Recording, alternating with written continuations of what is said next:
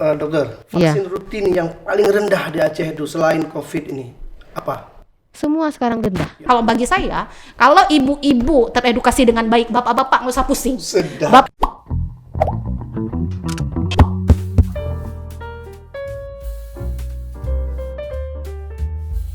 Hari ini kita kerjasama antara Dekata Hati Institute dengan Perhimpunan Pengembangan Media Nasional. Telah hadir dua narasumber kita hari ini Serikan di Aceh. Jadi memang luar biasa ini yang hadir ya. Yang pertama Dr. Aslinar. Apa kabar dokter? Alhamdulillah baik. Sehat ya? Sehat, alhamdulillah.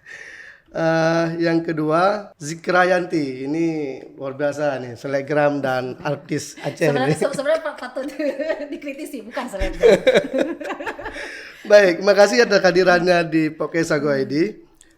Kita akan membahas 1 jam ke depan menyangkut dengan keberimbangan informasi vaksinasi COVID bagi anak. Terutama ini untuk dokter dulu. Dokter, sebenarnya apa pentingnya vaksin COVID untuk anak? Kalau vaksin untuk anak yang lain kan sudah ada kan? Iya. Ini khusus untuk COVID-19. Apa pentingnya kira-kira dokter? Oke, baik. Jadi vaksin itu kan suatu zat yang berisi kuman yang sudah dimatikan atau dilemahkan, yang diberikan ke tubuh itu tujuannya untuk memberikan kekebalan. Jadi begitu nanti terpapar dengan virus, dengan kuman, apa itu virus ya, bakteri, dia akan membentuk kekebalan seperti itu. Kenapa perlu? Nah, kita tahu COVID-19 itu mulai timbul Desember ya, 2019 ya. Kalau di Indonesia Februari 2020, di kita baru ada kasus Maret atau April ya 2020 gitu. Nah, ternyata dalam perjalanannya itu kasus semakin banyak ya, kita tahu angka kematian juga semakin banyak dan itu juga menyerang anak ya, termasuk bayi balita itu terserang. Dan pada saat itu para ahli sudah mulai memikirkan untuk dibentuknya suatu vaksin.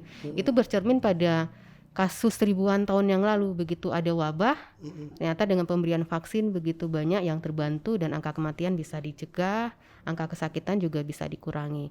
Nah, sama halnya dengan vaksin COVID ini ya seperti itu, dibuat suatu obat ya istilahnya ya untuk pencegahan sebenarnya, untuk bisa memberikan kekebalan kepada semua anak gitu, diharapkan semua anak. Memang vaksin itu tidak bisa mencegah 100%, akan tetapi setidaknya sudah punya antibodi terhadap virus yang dimaksud. Kalaupun terserang dia tidak akan sakit berat seperti itu. Dari segi bahaya gimana dokter? Bahaya apa nih? Bahaya vaksin untuk anak. Apakah di masyarakat ini kan terkesan bahwa vaksinasi untuk anak itu terutama COVID ini bahaya untuk anak-anak? Iya betul. Jadi gini nih, mungkin itu yang terpikir ya, mungkin yang beredar, berita yang beredar. Kenapa itu bisa beredar? Kadang-kadang itu kita mau balik dulu ke masa imunisasi dulu ya. Masa imunisasi, waktu masa imunisasi rutin anak. Sampai sekarang memang Aceh itu masih dengan cakupan paling rendah. Untuk vaksinasi apa? Untuk vaksin rutin pun masih rendah sekali ya. Semua jenis vaksin masih rendah sekali. Vaksin polio misalnya dan lain-lain. Iya, termasuk vaksin MR yang diluncurkan 2017 dulu, yang vaksin campak rubella, itu kita paling rendah. Di antara semua provinsi Aceh cakupannya nomor 1. Terendah. Di Indonesia. Hanya 11% pada saat itu, ya. Dan itu sangat besar peranannya kalau kami melihat itu dari info-info yang tidak benar, info sesat, berita hoak ya. Dan itu kita di Indonesia itu, bukan hanya Indonesia ya, di negara lain juga ada kelompok namanya kelompok anti vaksin. Di negara lain? Negara lain dan Indonesia dan juga di Aceh, kita ada kelompok anti vaksin. Anti vaksin itu akan berusaha bagaimana caranya supaya masyarakat itu menolak vaksin. Ya, apapun isu akan dihembuskan. Mungkin pernah dengar ada isu konspirasi Yahudi seperti itu. Betul. Kemudian ada isu melemahkan masyarakat Muslim seperti itu. Banyak sekali ada isu memasukkan barang-barang, benda-benda yang berbahaya. Nah, kalau tadi pertanyaan Bang Muklis tentang bahaya tidak.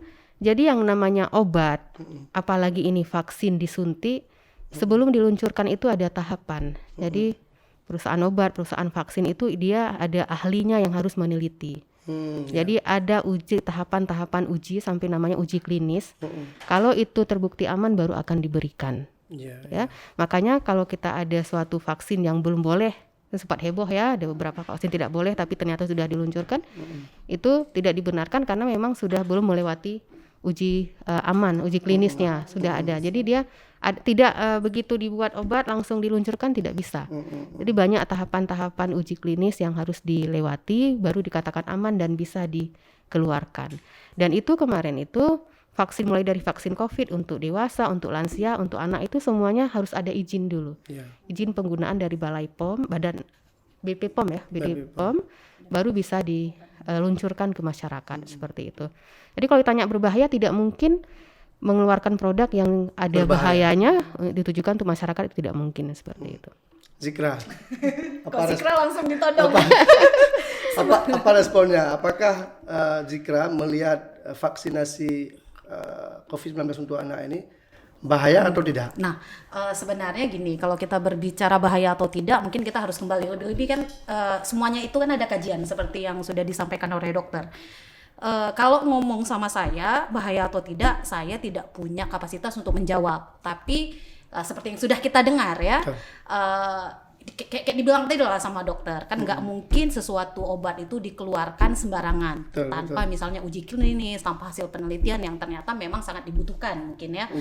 Ya kalau saya dengar dari kata dokter ya, bukan kata saya ya, ya tidak berbahaya, malahan mungkin diperlukan karena kondisi pandemi yang memang obatnya sekarang kan belum ada ya. Ya memang vaksin itu salah satu solusi. Cuman hari ini karena saya sebagai masyarakat, yang jadi persoalan itu sebenarnya di sistem dan regulasi ya yang terjadi ya. Maaf nih dok ya, mungkin karena dokter kan termaksud orang pemerintah ya. Kayak tadi vaksinasi rendah, tapi mungkin gini, di satu sisi kita selalu menyalahkan mungkin berita hoax ya, tapi di sisi lain yang harus dipahami oleh pemerintah atau organisasi pemerintah bahwa kenapa masyarakat dengan mudah menerima berita hoax tersebut. Harusnya pemerintah tuh berkaca apa yang missing. Nah, kalau dari pandangan saya, kita tidak serta-merta bisa menyalahkan masyarakat karena memang proses sosialisasi yang benar-benar itu memang tidak dilakukan kan. Segala sesuatu tuh semuanya serba tiba-tiba. Berarti titik sentralnya di keberimbangan informasi. Nah, pemerintah udah dok, tahu ini masalah. Ini maaf nih saya potong udah tahu misalnya kayak tadi yang disampaikan oleh dokter bahwa ternyata banyak berita hoax. Tapi apa yang dilakukan oleh pemerintah untuk menanggulangi itu misalnya agar masyarakat lebih paham mengenai bahwa pentingnya vaksin misalnya bagi anak. Nggak ada kan? Ini maaf ya, mau konteks Aceh besar, bahkan di seluruh Aceh ya, kita sendiri nggak pernah mendengar ya selama ini yang hanya dimunculkan case-nya naik, tapi kan tidak dimunculkan bahwa penting karena gini. Kenapa harus vaksin karena ini. Isi vaksin itu apa ini. Nah, tadi kita baru saja mungkin mendengar nih ya secara langsung bahwa ternyata dokter menjelaskan itu dengan baik. Tapi apakah selama ini proses-proses seperti itu sudah dijelaskan dengan baik? Kalau saya ditanya ya saya akan menjawab tidak, karena memang saya tidak pernah mendengar yang misalnya intens diberitahukan kepada khalayak ya, terutama ya masyarakat menengah ke bawah mungkin yang masih banyak masalah dengan keterbatasan informasi. Kalau menengah ke atas ya karena sekarang zamannya gadget, nah mungkin lebih mudah. Karena kalau kita ngomong vaksin nih Pak Muklis, kita nggak usah ngomong vaksin dulu ya, isu COVID aja masih banyak masyarakat kita nggak percaya. Nah, tiba-tiba disodorin vaksin, nah, masyarakat nggak mau, udah salah masyarakat kan. Nah, sebenarnya ya menurut saya yang harus berkaca itu pemerintah, mungkin itu ya dari saya. Berarti titik sentral tetap di sosialisasi. Nah, tapi menurut Zikra sebagai warga nih ya, masih ada nggak kelompok di kita di Aceh ini bahwa yang mengkampanyekan bahwa vaksin untuk anak itu bahaya misalnya, ada nggak? Kalau secara terbuka atau secara resmi saya sendiri tidak pernah melihat. Tapi kalau kita duduk secara perorangan ya, kita ngomong misalnya sama orang tua, kita ngomong dengan masyarakat, isu-isu yang dibilang tadi memang bergulir kan. Dan hari ini pun kalau kita berbicara seperti yang kita bahas tadi ya dok ya, orang yang berpendidikan pun masih punya dua pemikiran ya, bahwa masih kalau kita ngomong vaksin bukan hanya vaksin COVID hari ini vaksin-vaksin lain juga banyak yang berspekulasi bahwa oh menurut saya vaksin itu nggak perlu karena memang pada dasarnya misalnya anak antibodinya ya sudah ada kan, bahwa antibodi secara alami itu jauh lebih baik. Betul, betul. Kita suka tidak suka kan itu terjadi gitu, dua paradigma itu gitu. betul. Nah itu Memang ini pekerjaan besar ya. Ya, itu artinya tadi ya. artinya soal berita hoak, karena ini kan menyangkut dengan kepercayaan juga. iya. Karena berita hoak ini tidak hanya terpapar orang-orang yang Orang berpendidikan berpendidikan- rendah, berpendidikan tapi rendah, pendidikan orang besar juga bisa berpendidikan terpapar pun. ya. Ya itu kan terbukti ya. Iya. Dokter, tadi dokter bilang ada isu di luar ya, bahwa COVID atau vaksinasi COVID itu berbahaya untuk anak. Nah, bagaimana kita menghandle isu itu supaya terkecilkanlah, tereliminasi, gimana caranya, Dok? Oke, baik. Saya mungkin mau menyambung dari Ya. Zikra tadi. Nah, mungkin kalau Zikra mengatakan kurang sekali sosialisasi ya, mungkin bisa jadi PR pemerintah ke depan ya, baik itu pemerintah dari pusat, Ya, provinsi, kabupaten, kecamatan. Nah, tapi sebenarnya kalau mungkin saya nggak paham nih apa nggak nyampe ya informasinya. Kalau kita dari saya ini kan tidak mewakili pemerintah ya, walaupun saya PNS ya, saya mewakili dari Ikatan Dokter Indonesia Aceh Besar. Nah, kita dari dokter ini termasuk juga dari Dinas Kesehatan sudah sering ya melakukan sosialisasi, datang ke desa-desa itu tetap kita berikan informasi tentang bahaya COVID segala macam ya, tentang vaksin itu. Saya sendiri pribadi sering kalau diundang ke desa itu tetap datang. Saya tetap hadir walaupun udah jauh masuk klek-klok gitu, saya tetap datang gitu. Karena saya senang sekali saya bisa datang dengan ke masyarakat seperti itu. Iya. Nah, tapi kan itu tidak terjangkau banyak tempat. Bisa jadi itu ya. Jadi PR sebenarnya. Kalau misalkan secara ini ya, kalau saya lihat secara kita naluri, biasanya orang kalau sekarang semua nggak ada yang nggak punya handphone ya, saya rasa. Hampir semuanya pakai gadget ya. Iya. Kita itu sepertinya kalau melihat ada berita broadcast broadcast yang kita terima, kalau yang buruk itu kita lebih cepat menyebarkan. Betul. Ya enggak? Literasi digital. Iya. Sebenarnya Iya enggak? ini kita mau literasi. Kadang-kadang tanpa dibaca pun langsung share. Nanti sampai kita baca tulisannya diteruskan berkali-kali. Betul. Luar biasa. Tanpa ada konfirmasi sama sekali gitu. Dan itu memang dipengaruhi oleh tingkat berita hoak juga. Iya, itu dia. Indeks berita hoak kita tinggi sekali di Aceh. Kita nomor 3 nasional. Nah, karena memang ini maaf mungkin saya kira potong karena ini karena memang kalau berbicara digital informasi kebetulan saya studinya di situ. Memang masyarakat kita itu kalau ngomong penggunaan media digital sudah luar biasa ya, tapi edukasi tentang bagaimana tentang informasi ya, digital literasi itu yang mungkin jadi masalah. Nah, ini mungkin yang kadang-kadang kurang ditangkap oleh pemerintah. Padahal sebenarnya saya tahu pemerintah tuh banyak program misalnya tentang ngomong tentang cybercrime, kemudian digitalisasi informasi. Tapi memang saya lihat hanya sebatas pembahasan di level atas. Tapi mereka tidak pernah melihat bagaimana cara misalnya ya mengedukasi masyarakat kelas bawah, menengah atau bahkan ya kelas atas yang kita bahas tadi agar nggak sembarangan share ya. Ini masih memang menjadi PR besar sih Bang Muklis karena kita kan era disrupsi informasi ya, digital disrupsi ini memang luar biasa. Ini juga udah 5.0 kan. Betul. Ya, coba lihat kemudian kemampuan masyarakat itu tadi ya, kalau orang tua digital parenting juga kurang ya. Akhirnya kan ini penyebabnya mungkin salah satu. Kayak dokter bilang tadi semua orang pakai gadget. Tapi apakah orang pakai gadget untuk cari informasi? Enggak. Ya, hari ini ya paling sosmed ya. HP-nya smart, tapi orangnya enggak. Handphonenya smart. Iya, betul. Smartphone. Judulnya Tapi smartphone. Tapi pemakainya nggak smart. Seperti itu. Dokter, kira-kira untuk Aceh, bagaimana capaian kalau bisa presentasinya vaksinasi COVID-19 untuk anak? Ya. Kalau untuk Aceh kan untuk remaja ya terbagi dua ya. Oh ya. Pertama remaja itu mulai diluncurkan Juli 2022 ya. 2021. Juli 2021 remaja dan baru anak itu baru Desember 2021. Yang dikatakan remaja itu usia 12 sampai yang kemarin itu ya 12 sampai 18 tahun. Nah, kemudian anak itu yang di bawah 12 tahun, 6 tahun ke atas. 6 tahun ke atas. Kalau kita lihat capaian terakhir saya dapat data dari Dinas Kesehatan Provinsi itu Jumat lalu itu capaiannya kalau remaja dosis 1 itu sudah mencapai 86%. Wow, tinggi. Saya lihat ya biar nggak salah. Ya, silakan. Ya, 86%. Kalau yang vaksin 2-nya sudah 63%. Kemudian yang vaksin anak, yang vaksin satunya, dosis satunya 81%, dan dosis 2-nya 44% gitu ya. 44. Itu untuk wilayah Provinsi Aceh. Iya, kalau Aceh besar? Aceh besar itu malah lebih tinggi kalau remaja. Dosis satunya 94%. Tinggi ya. Tapi Dosis penasaran juga tuh datanya. dosis 2-nya 64%.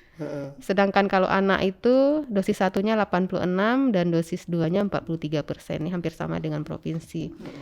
Jadi itu data yang ada yang masuk. Data itu kan berdasarkan input ya pada saat ada datang masyarakat atau tim vaksinasi datang untuk ini kan dimasukkan ke dalam apa tuh Peduli Lindungi itu ya. Nah, di situ akan tercatat keluar sertifikat itu ya sesuai data itu gitu. Itu presentasi secara umum. Kalau bicara cakupan misalnya antar kecamatan yang tertinggi yang mana? Saya nggak punya data itu, nggak punya data itu kan secara umumnya seperti itu gitu. Ya, Aceh besar pun luas ya. Luas sekali dari Luhung ya, Luhung sampai Selimu. Jenis vaksin untuk anak yang apa saja, dokter? Kalau vaksin untuk anak cuma satu dipakai, anak dan remaja cuma pakai Sinovac. Sinovac. Iya. Gitu. Jadi tidak ada pakai Pfizer, tidak ada pakai apa satu lagi yang itu? Moderna gitu, enggak pakai ya. Nusantara masuk Pak Aceh? Belum. Nggak bisa dok ya? Enggak, rekomendasi dari IDAI cuma pakai ini Sinovac aja. Karena itu yang sudah makanya tadi tahapan-tahapan uji klinis itu perlu karena itu yang sudah diuji klinis pada anak itu yang Pfizer sudah diizinkan kemarin itu, tapi yang data yang terakhir memang saya tahunya yang Sinovac yang pemakaian pada anak. Gitu. Zikra, bagaimana Zikra melihat tingkat partisipasi yang dokter bilang tadi? Nah ini tinggi ini kan? Iya makanya. Mas, saya nggak tahu nih ya. Ini karena gini, kalau kita berbicara data kita tidak boleh, maksudnya bukan tidak boleh ya, susah membantah data yang ada ya, karena memang cakupannya sudah tinggi. Tapi pada kenyataannya di masyarakat sepertinya ya yang terlihat tidak sampai segitu. Tapi ya karena hari ini ya menurut data yang diterima secara resmi ya luar biasa harus diakui. Harus Kalau enggak diakui, buat data gitu. sendiri. Misalnya gini, kalau orang bikin penelitian ngeluarin data nggak terima tuh aneh. Karena di Aceh ini sering orang menggugat hasil penelitian. Nah, itu dia. Tapi itu tadi juga Pak Muklis ya, kadang-kadang penelitian tuh digugat juga ada beberapa sebab dan pertanyaan yang mungkin dalam konteks ini saya bukan orang yang pantas untuk menggugat data ya, kecuali misalnya orang ya yang studi S1, S2, S3 di bidang kesehatan bisa menggugat data itu gitu. Cuman saya sendiri surprise sih. Tapi Zikra kan punya anak. Anaknya divaksin nggak? Vaksin. Alhamdulillah. Itu penting. Karena anaknya pergi-pergi, anaknya harus suatu saat harus dibawa. Jadi karena itu tadi kan kebutuhan ya. Itu masih ada juga, walaupun misalnya ada 20% yang tidak vaksin misalnya anak Aceh besar misalnya. Tapi nyatanya kita ketemu juga orang tua. Udah gimana? Udah vaksin? Belum. Aman katanya. Tapi kita bahas tadi ya dok ya. Memang sekarang sebenarnya kan kalau kita ngomong vaksin ya, kalau saya nih berbicara secara masyarakat ya. Sekarang orang melihat vaksin itu bukan lagi berbicara misalnya kayak untuk melindungi diri ya, tapi bagaimana bisa meloloskan diri kemana-mana. Iya tuh anak itu dua kata menarik. Benar. Meloloskan diri ya kemana-mana. Kita perlu respon dokter ini. Bagaimana dokter?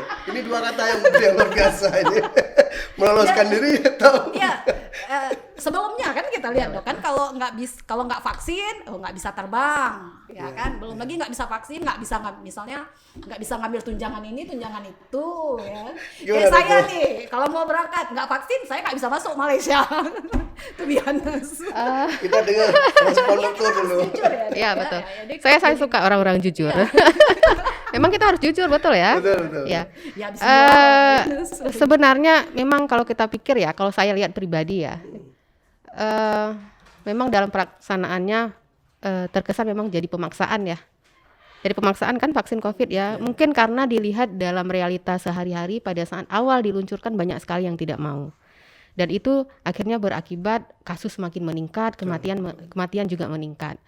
Nah, kemudian akhirnya yang banyak dikecam, pemerintah mengeluarkan statement-statement, mengeluarkan kebijakan yang tadi itu tidak boleh terbang, harus swab segala macam, tidak boleh masuk kantor segala macam kan. Termasuk juga di Aceh dibuat seperti itu, masuk kantor harus scan dulu, vaksin segala macam. Dan itu dari satu sisi sebenarnya bagus. Satu sisi saya akui bagus. Nyatanya orang mau tidak mau terpaksa jadinya, terpaksa vaksin. Tapi sisi lain kan memang seperti yang sampaikan sama Zikra tadi, jadi pemaksaan seperti itu, berusaha untuk vaksin itu jadinya udah lain tujuannya, udah untuk meloloskan diri, bukan untuk melindungi diri dan gitu. bukan akhirnya tidak memenuhi istilah edukasi Ya. pemahaman Dan orang. itu dipakai oleh orang-orang tertentu yang punya nggak tahulah saya apa kepentingannya. Saya pernah menulis kalau mau dibaca. Gimana, Bu? Di Serambi saya nulis Januari diterbitkan vaksinasi COVID-19 kepentingan siapa saya buat. Sebenarnya pesan saya itu sangat besar di situ. Cuma nggak tahu ada yang lengkap atau Apa enggak. itu pesannya? Ya pesannya itu. Jadi bukan hanya memaksakan cakupan yang banyak, Betul. tapi betul-betul itu memang kita ingin herd immunity itu betul-betul tercapai secara asli gitu, secara murni gitu, tidak dipaksakan gitu ya. Mudah-mudahan memang cakupan yang tertera itu betul-betul memang semua anak itu dan semua remaja itu betul-betul mendapatkan suntikan seperti itu. Kalaupun ada yang belum, mungkin karena masih ada penolakan sementara, mudah-mudahan nanti akan mau lagi, atau mungkin karena memang ada anak-anak tertentu atau remaja yang memang tidak boleh divaksinasi. Ya, ada kondisi tertentu yang tidak boleh mendapat vaksin. Gitu. Karena ada bawaan penyakit. Ya, penyakit bawaannya atau dia kondisi sedang sakit berat segala macam seperti itu. Nah, itu dia. Dan ini saya khawatirnya, dan ini sudah terjadi, berimbasnya kepada imunisasi rutin. Ya. Jadi orang fokus ke COVID, fokus, alhamdulillah fokus ke situ. Tapi vaksinasi rutin yang lainnya, imunisasi rutin yang lainnya jadi jeblok. Dan apa yang diblok sekarang di Aceh? Semua. Saya tiap minggu itu merekap data vaksinasi rutin dari Dinas Kesehatan termasuk vaksinasi COVID, dan saya kirim data. Kita tiap minggu itu tiap hari Senin kita rapat dengan pengurus pusat IDAI, dokter anak, saya kebetulan dokter anak, saya ngirim data dan tiap Senin kita rapat. Setiap rapat itu, data yang paling rendah cakupan itu selalu Aceh disebut. Tapi kalau ini kayaknya nggak disebut lagi ya. Iya, sudah lumayan banyak, tapi dibanding orang lain, orang udah lebih 100, kadang ada juga gitu. Selalu rendah. Dan yang terjadi apa? Sekarang di Aceh itu penyakit banyak sekali yang mewabah. Campak. Campak banyak sekali sekarang. Kami di rumah sakit merawat pasien campak itu luar biasa. Dan semua rata-rata yang kita rawat itu dengan komplikasi. Radang paru, sesak nafas berat. Baru tadi malam ke praktek saya satu orang. Itu anak. Iya, anak, dan tanpa imunisasi sama sekali. Selalu seperti itu, ya. Akhirnya ya ini kita hubungkan dengan yang pemaksaan tadi, gitu ya. Jadi yang ini kan tidak ada pemaksaan gitu istilahnya ya. Dan cakupannya rendah, apalagi di masa pandemi ini. Orang nggak berani keluar segala macam, jadi alasan tidak memvaksin anaknya. Ya, seperti itu jadinya. Dan pertusis yang penyakit batuk rejan, batuk 100 hari itu banyak juga sekarang kita rawat. Untuk anak. Iya. Dan itu sebenarnya kan bisa dicegah dengan vaksin pada saat usia 2 bulan. Berarti dokter, vaksin rutin yang paling rendah di Aceh itu selain COVID ini apa? Semua sekarang rendah. Ya Allah, berapa persen rendahnya? Tapi memang untuk saya lihat dulu datanya ya. Data ya, Iya. ngomong data. Iya, ngomong data saya nggak hafal. Jadi Karena kan bahaya juga ini kan kita fokus ke COVID-19, Iya, tapi betul. di sisi lain COVID rutinnya apa namanya vaksin rutinnya jeblok. Beda kepentingan mungkin Pak Muklis. Oke, sambil nunggu. data, Dikra, apa yang bisa kita pelajari ini dari kasus yang dikatakan dokter tadi? Ya sebenarnya kalau kita lihat apa yang bisa kita pelajari ya kembali lagi kan Harus akhirnya fokus ke semua jadi sebenarnya, ya kan? sebenarnya fokus ke semua mungkin untuk lebih meningkatkan bahwa semua vaksin itu perlu ya dengan misalnya untuk anak gitu, tapi dengan juga sosialisasi yang lebih jelas ya dan lebih bermasyarakat misalnya pendekatan secara kultural. Nah itu tadi saya juga bingung ya ketika data yang dibilang tadi vaksin COVID tinggi pada anak, tapi yang lain jatuhnya Vaksin rendah. rutin rendah. Mungkin gini yang harus kita garis bawahi bahwa apa efeknya gitu. kalau ternyata anak misalnya dibandingkan misalnya nih kalau dia nggak ambil vaksin ini efeknya mungkin lebih tinggi daripada COVID misalnya. Ini mungkin yang saya pahami ya, yang ingin saya tahu misalnya. Sehingga mungkin gini, walaupun misalnya vaksin COVID itu terkejar, sehingga masyarakat pun akan kembali berpikir juga, oh ternyata vaksin lain itu penting gitu. Karena kayaknya selama ini karena lagi fokus COVID, ya akhirnya kita pahami bahwa yang penting itu cuma yang Itu COVID, bahaya yang sekali lain itu. enggak. Karena kan udah selesai itu masalahnya, ternyata masih ada gitu. Jadi artinya pengetahuan masyarakat Iya. seharusnya harus berada pada level standar ya. Iya.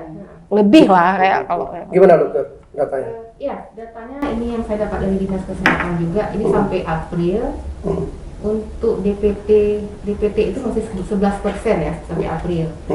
Kemudian untuk BCG itu 12%, untuk polio 4%, 4%. campak rubella 9%. Jadi masih sangat.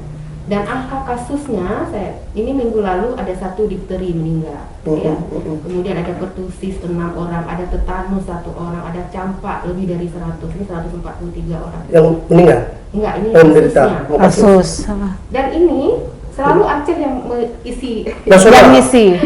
yang ada angka penyakitnya itu Aceh Aceh. yang paling banyak seperti itu.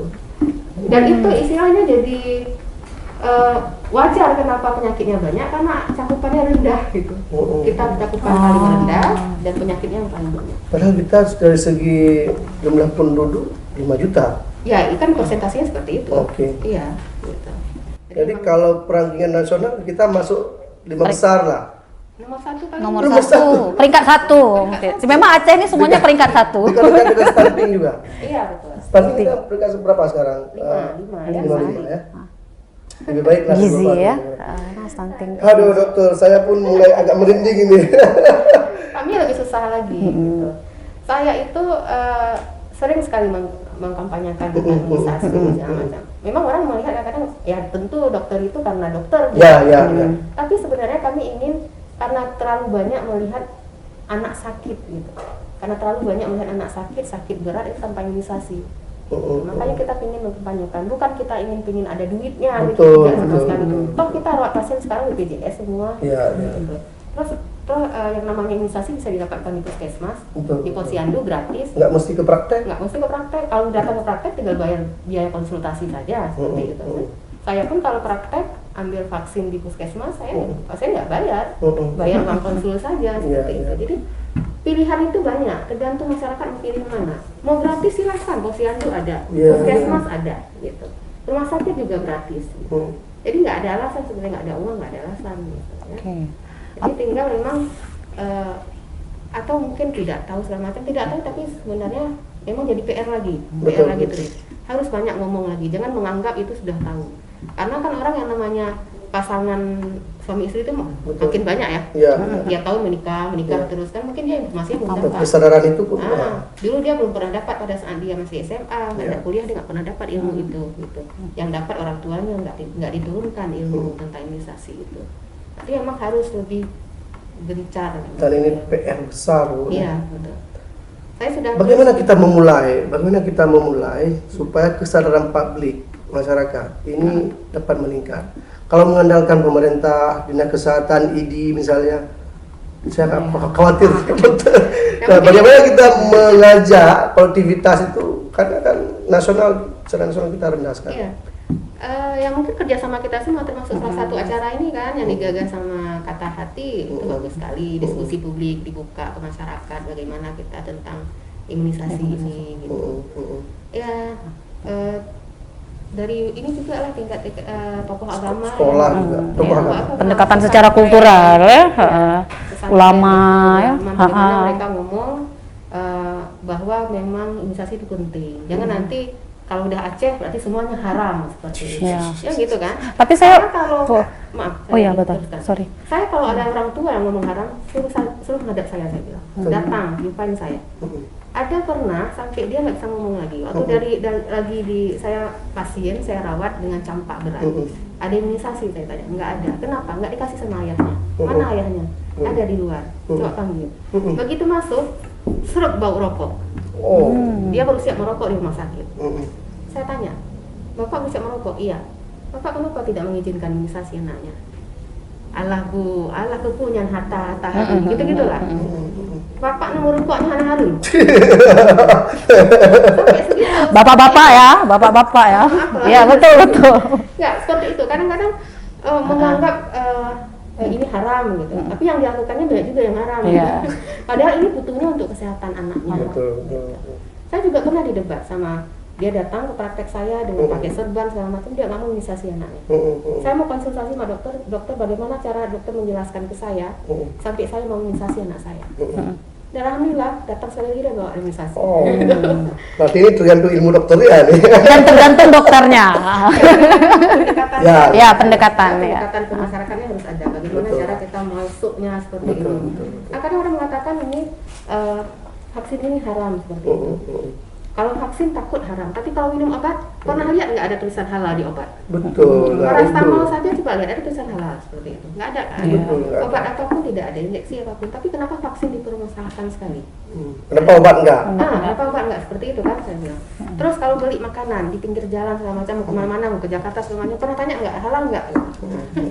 Ya juga Ya. gitu kan, maksudnya semuanya harus apa istilahnya? Pikirannya harus terbuka, dengan nanti yang ini betul-betul disudutkan gitu. Saya kadang-kadang sering juga terlalu banyak ngomong tentang vaksin, nanti dianggap sebagai agen vaksin. Iya, iya. Ya masalah lagi ya dok ya. Saya bingung kenapa dianggap agen vaksin, padahal saya nggak ada urusan dengan produk vaksin. Betul. Vaksinnya gratis kok bisa didapatkan di puskesmas, kecuali misalkan pasien datang, orang-orang bekerja nggak sempat bawa anaknya pagi, datang praktek sore. Vaksin misalkan kadang ada yang minta vaksin nggak demam. Oke, itu kan kita beli, tentu dia bayar lebih mahal gitu, dan itu tidak ada urusan kita kerjasama dengan pabrik vaksin, urusannya cuma uang konsul saja gitu. Jadi ya seperti itu, banyak sekali kadang-kadang kita terlalu maju dianggap yang lain seperti itu. Paradigma ya. Nah, tapi makanya, tapi saya nggak pernah mundur, saya namanya menulis. Ini jihad dokter. Jihad. Iya. Ya. Ya. Saya minggu lalu sedang mengirim dalam rangka pekan imunisasi dunia ya. Cakupan imunisasi rendah di Aceh, salah siapa saya buat. Tapi belum diterbitkan. Jadi ya gitu, banyak sekali kalau mau kita bahas itu banyak sekali persoalan di Aceh. Oh, saya mulai kehilangan kata-kata nih, Zigra. Saya pun mulai ketakutan ya. Zigra, ini betul ini. Iya. Soal kesehatan butuh jihadis PR ya, baru. enggak gitu. maksudnya butuh PR besar ya. PR Tapi besar. gini dok, makanya tadi saya hampir motong, makanya tadi mau minta maaf juga. Tapi memang ada hal yang menggelitik mungkin yang kadang-kadang kami masyarakat nih ya. Saya sendiri nih, saya pernah mendengar salah satu mantan menteri kesehatan mengatakan mengenai isu vaksin, bahwa sebenarnya nih vaksin itu adalah ladang percobaan bagi masyarakat kita di Indonesia ya. Tapi di satu sisi tadi kan juga mendengar perkataan dokter. Sebenarnya yang harus digarisbawahi di sini kita sendiri ya mendengar statement itu dari seorang pejabat publik yang memang semua orang tahu kapasitasnya seperti apa. Saya rasa juga ini salah satu hal yang membuat kenapa orang akhirnya tidak begitu yakin dengan vaksin. Karena kan kita nggak bisa ngomong antara percaya tidak percaya ya, karena memang ternyata ada orang yang nomor satu waktu itu di bidang kesehatan menyatakan statement ini. Kalau kita mau track record di YouTube juga masih banyak. Habis itu statement beliau juga ada gitu. Dan kalau hari ini kita mau coba meragukan beliau pun juga tidak mungkin karena memang track recordnya kan bagus. Nah, mungkin yang mau saya garis bawahi bahwa masalahnya sebenarnya bukan di masyarakatnya yang bikin kita punya opini berbeda itu selain hoax ya itu tadi ya, sehingga banyak pandangan sehingga juga hari ini kalau kita berbicara vaksin ya dalam bentuk apapun ya, kalangan yang memang teredukasi dengan baik juga ada yang tidak memilih misalnya anak yang untuk divaksin. Nah itu gimana tanggapannya dok? Kok saya pula jadi nanya? Iya karena saya sampai hari ini bahkan saya sangat senang mendengar ketika beliau berbicara ya, karena memang beliau juga menghadirkan bukti-bukti dan fakta-fakta ya.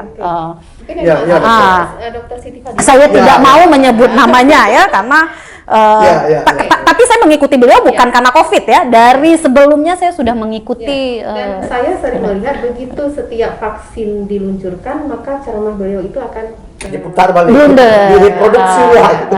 Setahu saya beliau dulu yang sangat menentang adalah masalah flu burung dulu, yang diambil serum nggak ngerti saya. Flu burung, flu babi ya. masalah di mana beliau nggak setuju waktu itu mau diproduksi ke luar negeri Di luar segala macam, negeri. sepertinya itu. Ya. Tapi nggak tahu kenapa bisa dihubungkan dengan vaksin. Oke, saya juga tidak membahas Iya, lebih lanjut tentang beliau. Nah, masalah orang kesehatan kadang ada juga seperti itu, lah pejabat publik juga, mungkin di Aceh juga ada, di Indonesia seperti itu. Kadang-kadang dokter juga ada yang tidak mau imunisasi anaknya. Tenaga kesehatan juga tidak mau seperti itu. Nah, Kalau ada yang menanyakan ke saya, kenapa? Saya cuma bilang, mungkin dia pada saat kuliah tentang imunologi dia nggak masuk. Nggak masuk. Nah, itu dia. Itu aja saya Oke. bilang. Dia terus gitu. Atau nggak paham levelnya, nggak paham ke situ gitu. Nggak paham bagaimana kerja obat, bagaimana sih pencegahan seperti itu, bagaimana dia nggak paham. Itu aja yang saya bisa jawab. Ya. Nah, tapi itu kalau didebatkan lagi itu gimana, Dok? Ternyata misalnya mereka bisa menjelaskan, karena saya juga pernah bertemu ya dengan beberapa orang teman-teman yang menurut saya track record-nya bagus ya, tidak mereka mampu menjelaskan itu dengan baik. Sehingga kalau terus terang nih ya, kalau saya yang mendengar pun make sense. Terlebih-lebih kita bukan orang kesehatan ya kan, Bang Muklis. Belum lagi misalnya perbandingan dengan teman-teman yang di luar nih, karena saya sama-sama sekolah kan. Iya, kalau di negara orang vaksin, tapi nggak sebanyak kayak Indonesia. Nah, ini juga kemudian jadi ya jadi pertanyaan besar lagi mungkin bagi kita ya, atau bagi saya misalnya yang memang mendengar tadi gitu. dokter udah mengatakan juga di semua negara pasti ada kelompok Ada yang kelompok menolak menolak. vaksin ya. Nah, kembali ke vaksin COVID misalnya. Sepertinya memang khusus untuk COVID dan anak nggak mungkin memang pemerintah bekerja sendiri.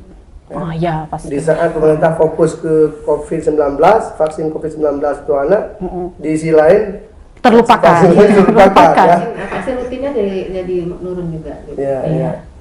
Apa yang menjadi masalah kira-kira, dokter?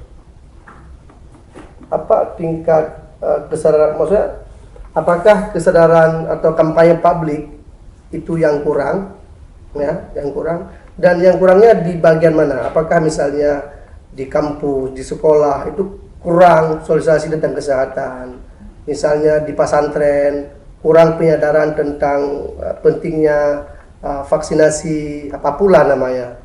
Apa itu dokter melihat itu sebagai sebuah kekurangan? Iya, betul.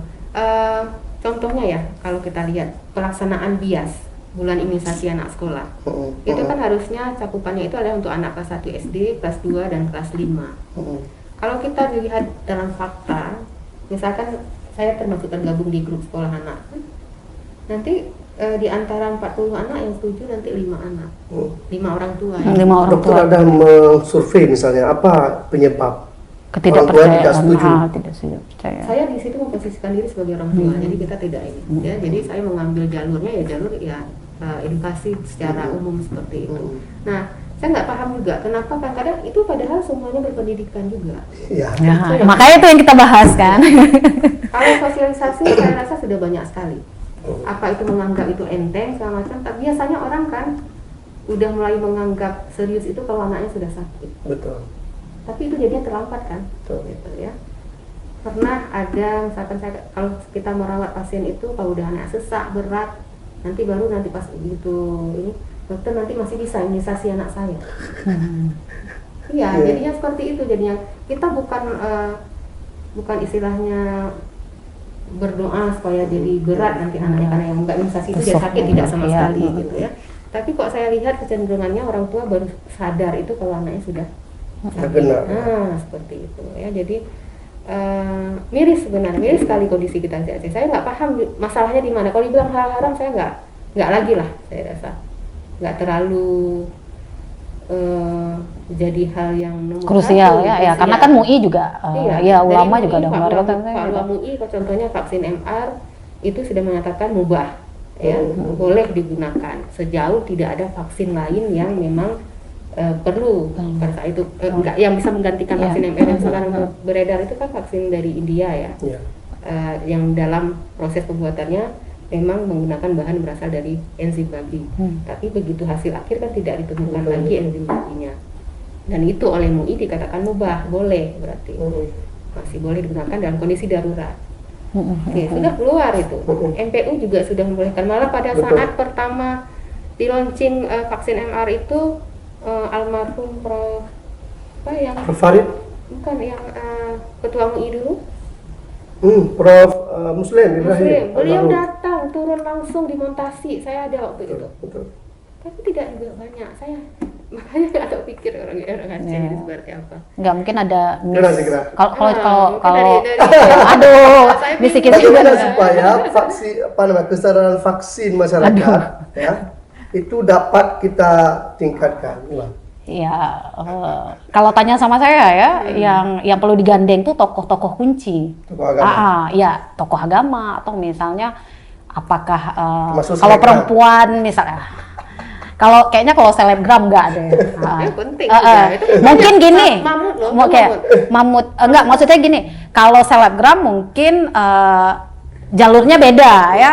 Tapi ini kalau kita ke kampung misalnya kan kalau orang Aceh ini kalau saya lihat ya memang pendekatannya kan secara kultural ya. Siapa orang yang paling dihormati misalnya dalam satu kelompok masyarakat? Ulama.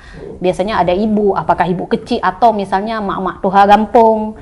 Nah, biasa harusnya pendekatan itu melalui mereka ya. Karena orang kita nih cenderung ya kalau sudah menghormati seseorang akan mendengarkan mungkin itu. Nah, jadi dalam hal apapun mungkin ketika mereka ini bisa digandeng ya diberikan pengetahuan yang baik mungkin bagaimana cara mensosialisasikan karena kalau kita lihat sosialisasi ini maaf juga kumpulin masyarakat duduk dengarnya urang pegahaba gero masyarakat gero karena tidak semua orang juga punya komunikasi yang bagus untuk menyampaikan. Nah itu gitu ya Pola atau strategi penyampaian itu sebenarnya ya yang saya lihat ya akhirnya apa terkesan hanya ngejar program kan. Nah, padahal kayak hari ini kita punya dokter yang luar biasa bisa menjelaskan itu dengan baik dan masuk dengan masyarakat gitu. Harusnya orang-orang seperti ini harus prospek selain misalnya pendekatan dengan kelompok-kelompok yang kita anggap kunci ya di dalam sebuah komunitas. Tapi kan sekarang kemarin enggak. waktu awal-awal COVID Zikra kan tingkat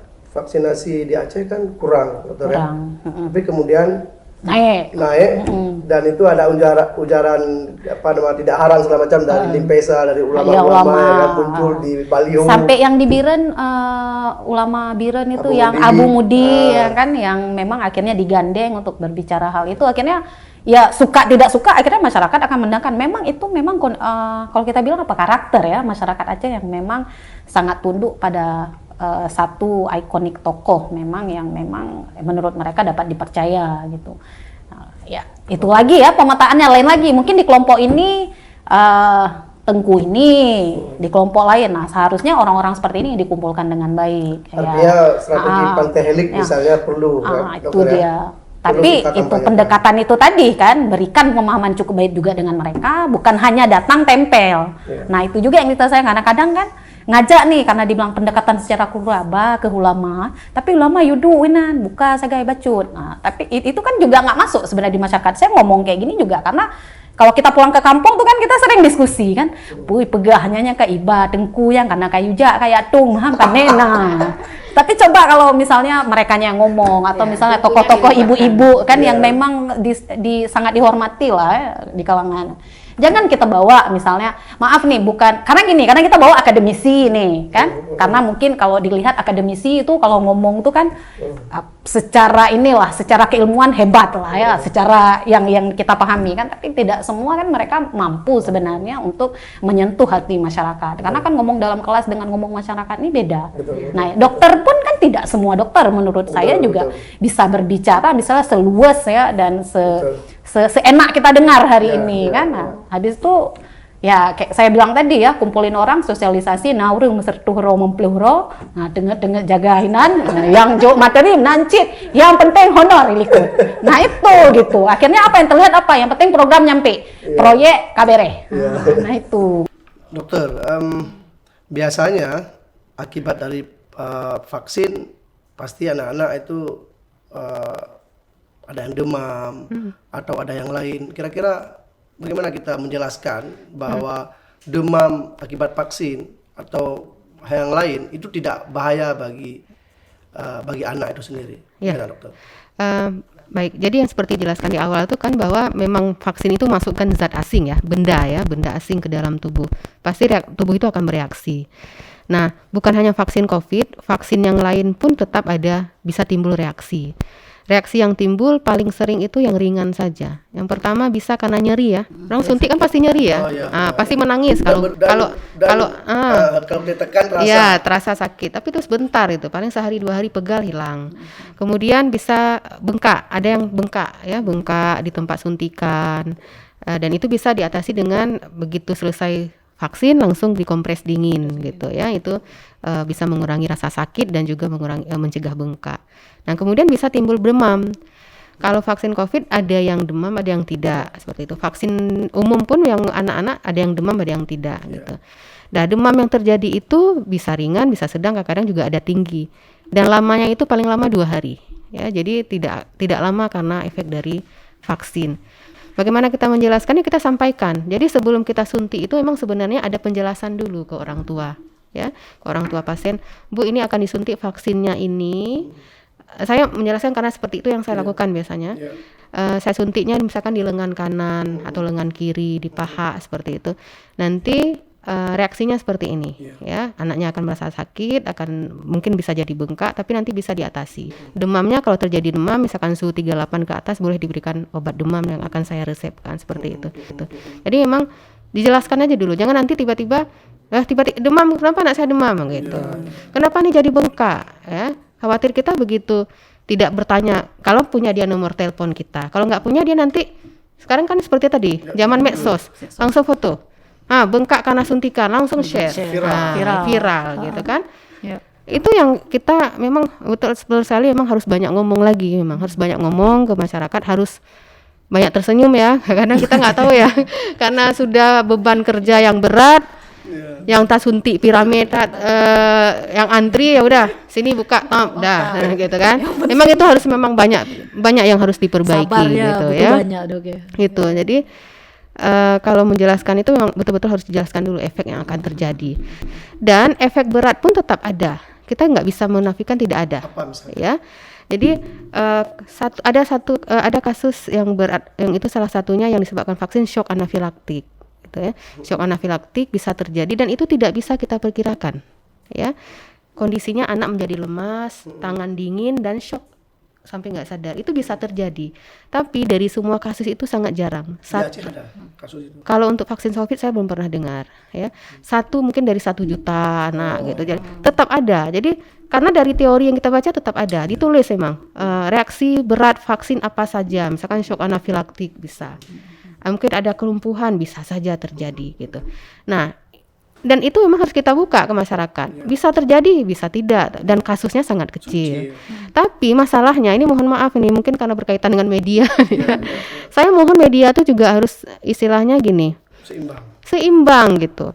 Coba lihat sekarang, kalau ada hal negatif tentang vaksin langsung jadi headline. Betul. Coba lihat, ya. Begitu ada kasus, misalkan langsung lumpuh karena ini, langsung jadi headline berhari-hari, jadi headline media sosial, berita-berita online jadi headline. Tapi kalau yang pas klarifikasinya nggak ada. Ada pernah kejadian waktu yang lumpuh yang di Pidijaya itu karena vaksin MR waktu itu, ternyata dibawa ke rumah sakit, ditelusuri penyebabnya bukan karena itu beritanya nanti halaman keberapa gitu, kecil gitu. Nah itu kan tidak benar gitu. Ada juga dulu pada saat di Jakarta bisa besar, pulang dari sesudah imunisasi meninggal. Ternyata sesudah turun tim ke situ, meninggalnya karena kecelakaan. Wow, jauh sekali. Ya, nah, kadang seperti itu, terlalu cepat menyimpulkan segala macam ya. Jadi memang yang namanya KIPI itu kita nggak bisa menghindari, nggak bisa kita tahu akan terjadi apa-apa gitu kan. Jadi memang harus pendekatannya. Nanti dan petugas kesehatan juga nggak istilahnya tidak lepas tangan. Begitu ada kasus dilaporkan tetap akan turun, dilihat dulu seperti apa, ya kan tidak ditinggalkan. Tetap akan dibawa ke rumah sakit, malah ke Zainal Abidin akan diobservasi beberapa hari seperti orang tua sendiri, dokter, apakah perlu persiapan sebelum mengantari anaknya? Iya betul. Persiapan pertama mental gitu. Kadang-kadang gini, orang tua sendiri kadang-kadang yang salah. Mohon maaf. Iya, menakut-nakuti. Coba lihat, kalau sekarang anaknya lagi nangis atau apa, nanti disuntik dokter ya.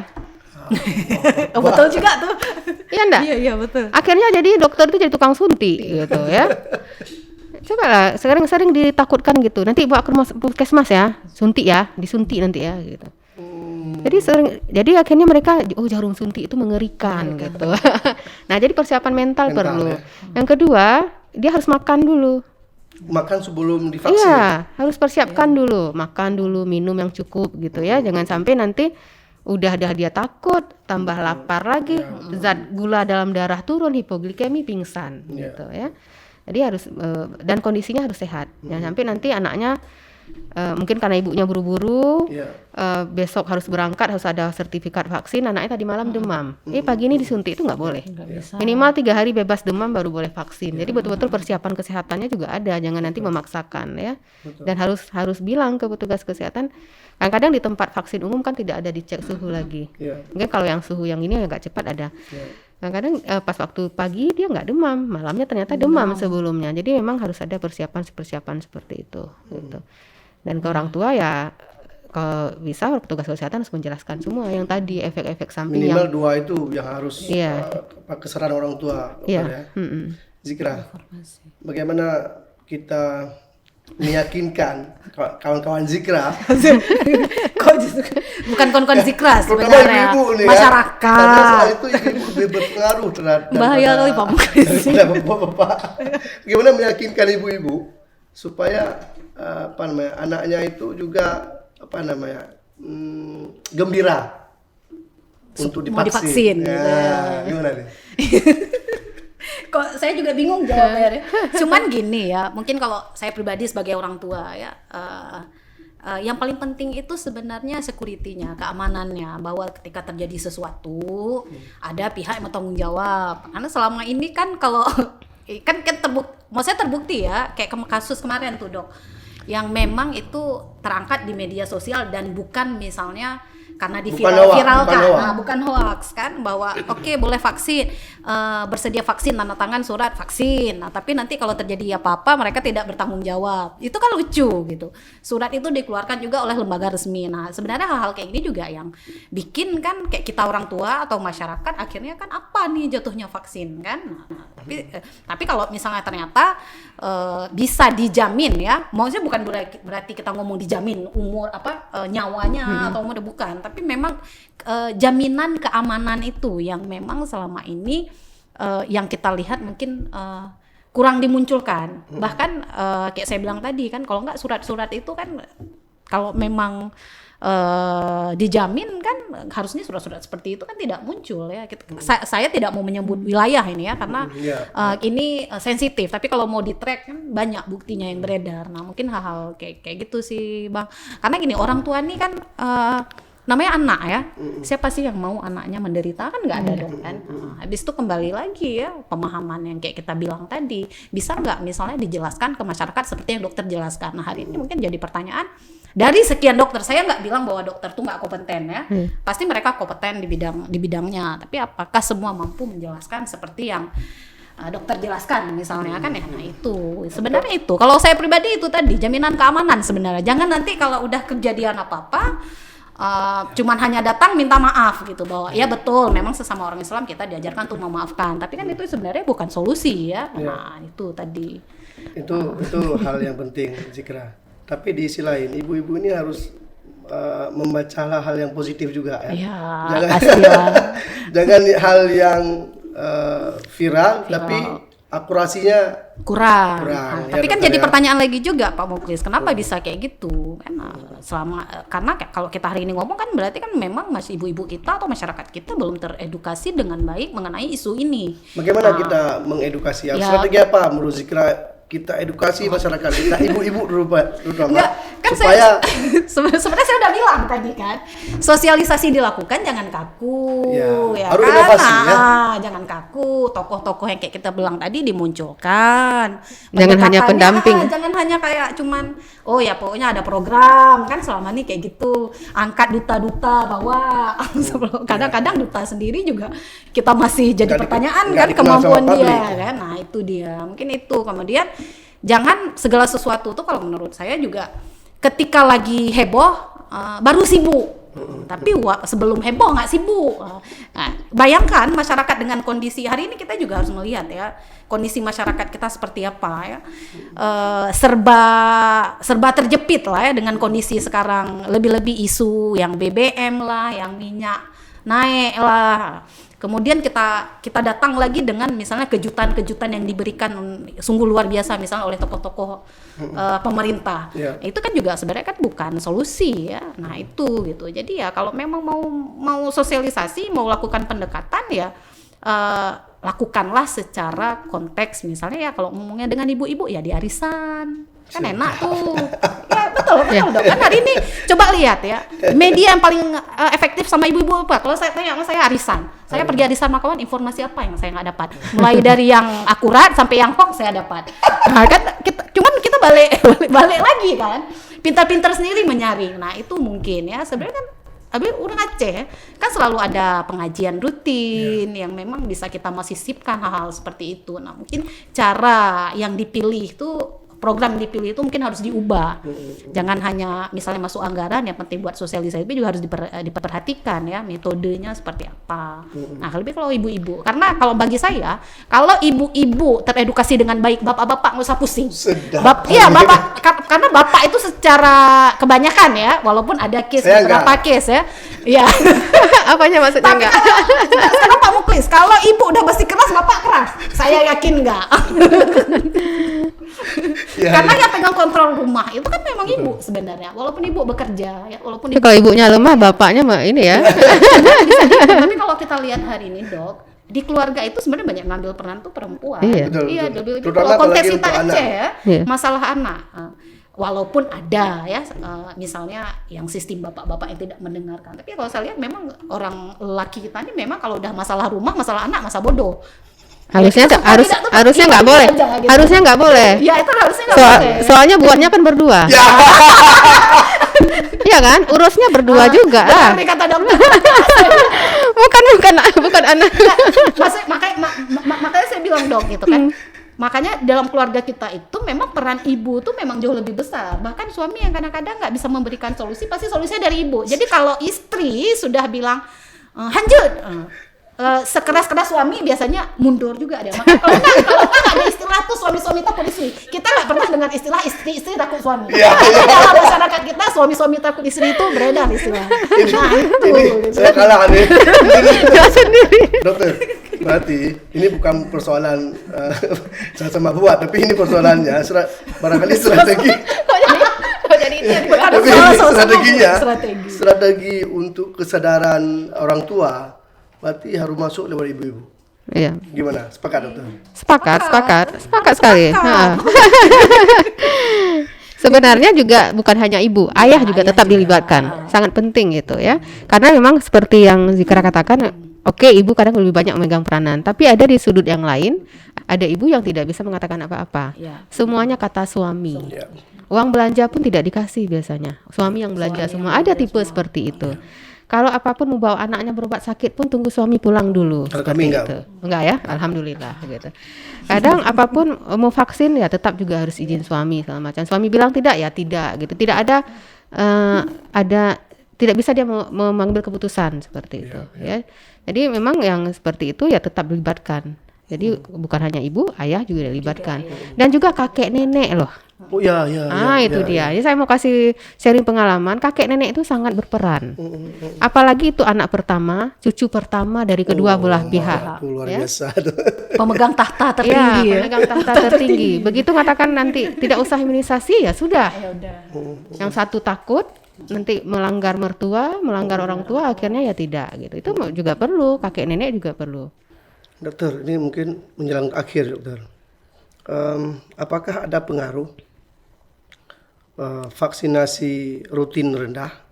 Kalau vaksinasi COVID sudah mulai tinggi kita, itu dengan dengan variabel lain, contoh misalnya kemiskinan, pengangguran, stunting atau kesehatan yang lain. Berita hoak tadi, kemudian apakah ada pengaruh terhadap vaksinasi untuk anak. Ya, sangat pengaruh. Tadi sudah saya sampaikan bahwa banyak sekali hal yang menyebabkan kenapa cakupan imunisasi kita rendah. Kalau kemiskinan sebenarnya secara tidak langsung bisa. Kalau secara langsungnya sih kalau kita pikir gratis kan, Ya, udah gratis gratis, segala macam. Cuma mungkin kalau kemiskinan mungkin jauh dari posyandu, susah nggak akses, bisa. ya. Akses ke situ tidak ada kendaraan bisa saja seperti itu Pemahaman kemiskinan. juga pengaruh Iya. sebenarnya. Kemudian pemahaman tidak paham ini tambah lagi komunikasi tadi misalkan dia sudah imunisasi bulan pertama tidak disampaikan untuk balik lagi bulan depan. Jadi nggak tahu dia. Buku ada disampaikan, buku pink kesehatan ibu anak diberikan tapi tidak dibaca. Jadi ya terpengaruh lagi gitu, pemahaman tidak paham. Kemudian masalah stunting itu terbalik ya, imunisasi yang bisa menyebabkan stunting. Betul. Bukan stunting menyebabkan imunisasi sakit tidak. Jadi imunisasi yang rendah efeknya bisa ke stunting. Karena stunting itu ada suatu kondisi di mana anak gizinya nggak bagus kan, dia pendek, kurang gizi yang disebabkan karena malnutrisi yang lama dan juga infeksi yang berulang. Infeksi yang berulang itu bisa disebabkan oleh penyakit yang tidak yang harusnya bisa dicegah dengan imunisasi, tapi dia nggak dapat gitu, bisa imbasnya ke situ gitu. Kemudian beritahu ya terus tentu saja tadi sudah banyak kita bahas ya tentang efeknya. Kadang orang lebih takut efeknya yang akan terjadi gitu, lebih besar informasi efek berat negatif daripada manfaatnya gitu. Makanya saya sering sampaikan ke ibu-ibu atau ke bapak-bapak pada saat edukasi itu, kita lihat aja timbangannya. Lebih banyak faktor manfaat apa risikonya? Betul. Bergerak kemana timbangannya? Kalau lebih banyak manfaat, silahkan imunisasi anaknya, ambil manfaatnya. Kalau lebih banyak risikonya, tinggalkan gitu. Sekarang lihat dulu manfaatnya apa. Kalau anaknya diimunisasi, katakanlah diimunisasi DPT, difteri, pertusis, tetanus. Ya, imunisasinya 2 bulan, 3 bulan, 4 bulan. Yang tercegah adalah penyakit difteri bisa tercegah, pertusis bisa tercegah, pertusis itu batuk rejan. Tetanus tahu ya? Ya. Yang orang kejang karena masuk dari luka. Kemudian ada HIV di situ obatnya untuk meningitis. Meningitis. Oh, meningitis. Kemudian di situ ada obatnya hepatitis B untuk mencegah penyakit hepatitis. Sekali suntikan mencegah 5 penyakit. Betul. Makanya obat nama vaksinnya Pentabio ada di Puskesmas.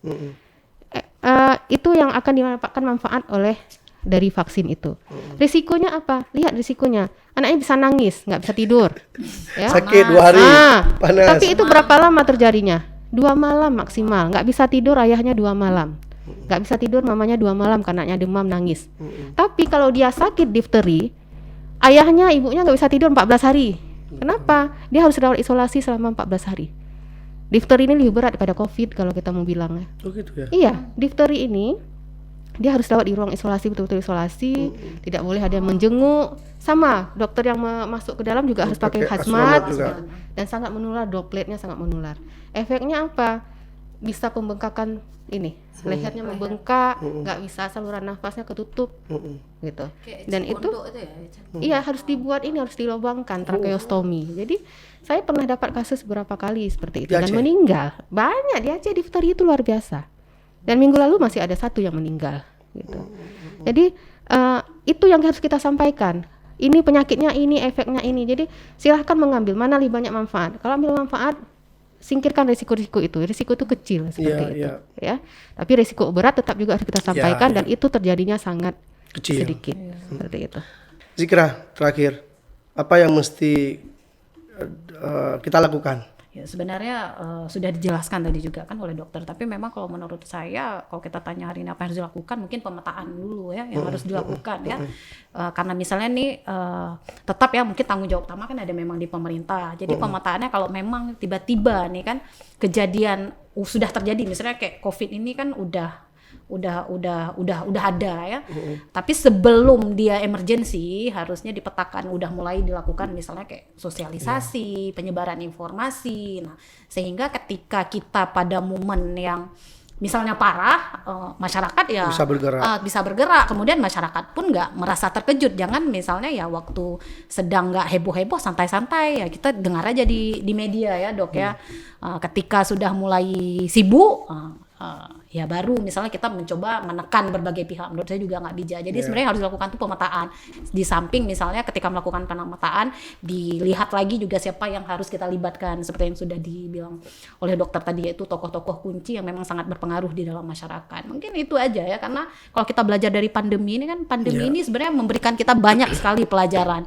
Jadi jangan sampai ketika ada ya nauzubillah min zalik ya, ada kejadian serupa di masa yang datang, di akan yang datang hal ini terjadi lagi gitu. Sistem yang dibangun ini masih kayak gini gitu. Jadi menurut saya COVID ini memang sudah jadi PR dan pelajaran penting ya untuk kita belajar bagaimana mengatasi situasi pandemi ya. Nah, mungkin itu aja Bang. Baik, Zikra, makasih kehadirannya. Dokter, makasih kehadirannya. Mungkin satu kata pesan saya pada orang tua. Vaksin itu kita anggap sebagai suatu ikhtiar kita dari para orang tua untuk melindungi diri, keluarga dan juga masyarakat di sekitar kita. Baik dokter, makasih dokter. Ini diskusi yang luar biasa yang diinisiasi oleh Kata Hati Institute bekerjasama dengan Perhimpunan Pengembangan Media Nasional. Makasih. Assalamualaikum warahmatullahi wabarakatuh. Waalaikumsalam. Jika video ini bermanfaat untuk Anda, silakan subscribe, like, dan nyalakan loncengnya.